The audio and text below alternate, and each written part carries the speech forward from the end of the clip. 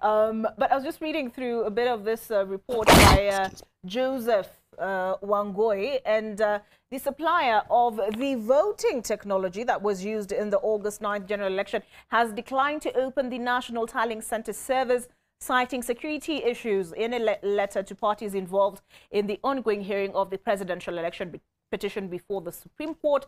Smartmatic International Holding BV says providing full access to servers hosting Form 34C would infringe its intellectual property rights, and the reason it says that is here it is. In the letter, the technology firm further says allowing third parties access to its source code and security features, including transmission certificates and encryption keys, would render the system insecure for any future use.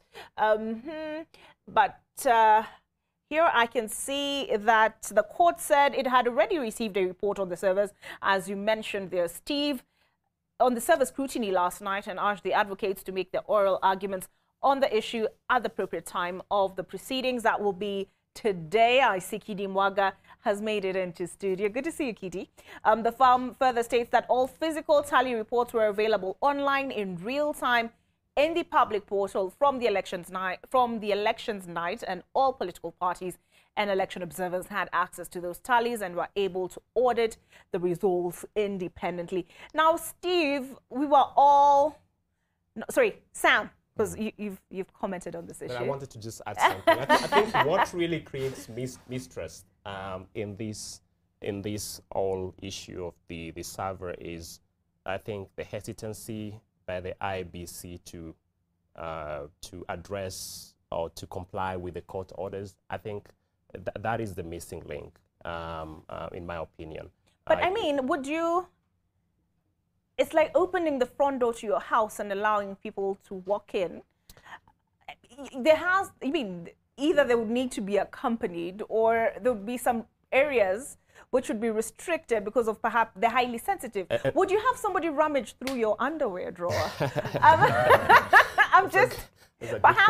Perhaps we can draw a parallel. That's a good question. But, you know, the court was very clear that give them supervised access, right? And it's really, it baffles me, I think, why the IBC has been a bit hesitant to comply with some of those components of the court order. Okay. It builds mistrust among the concerned stakeholders, which I think is really not a good thing. I mean, this is an election, a general election, for God's sake, and we need to see transparency that, you know, that builds confidence in us as citizens, as voters. All right. So